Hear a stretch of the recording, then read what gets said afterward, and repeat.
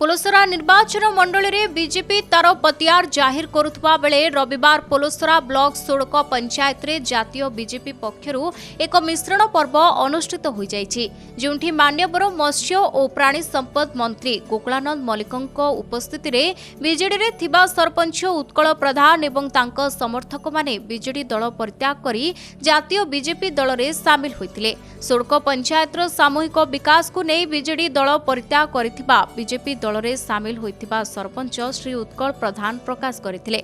ए अवसर रे मंत्री श्री गोकुलानंद मल्लिक समस्त सरपंच समेत समस्त दलीय कर्मी को दलीय टोपी और उपढौकन पूर्वक पुष्पगुच्छ दे बीजेपी दल को स्वागत करथिले, जहां आगामी पंचायत निर्वाचन पूर्व समस्त विकास जनित कार्यगुड़िक संपादन हेबो बोली स्पष्ट सूचना प्रदान करथिले मंत्री श्री गोकुलानंद मल्लिक। आज सोड़क पंचायत सरपंच समिति सभ्य किछि वार्ड मेंबर एवं अन्यान्य युवक माने सरपंच नेतृत्व रे आज एठी विजु जनता दल को परित्याग करी विधिवत भाव में भारतीय जनता पार्टी सामिल होती।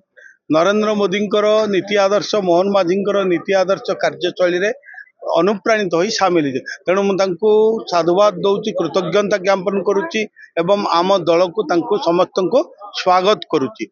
सेमानकर मिश्रण फल रे निश्चित भाव में पंचायत रे भारतीय जनता पार्टी आउरी सुदृढ़ हो आगामी दिन में सोड़क एक उन्नत पंचायत रूप में गठन हो।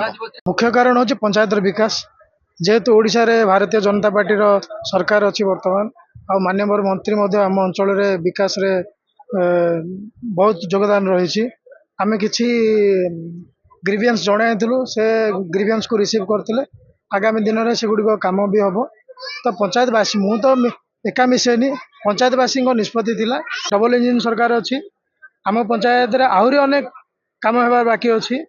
आउ रिसेंटली कम चली अनेक गुड़े जनसाधारण सामूहिक विकास यहाँ हूँ मूल लक्ष्य। आउ साधारण जनता जो उद्वेग अच्छी से दायित्व आम नहीं।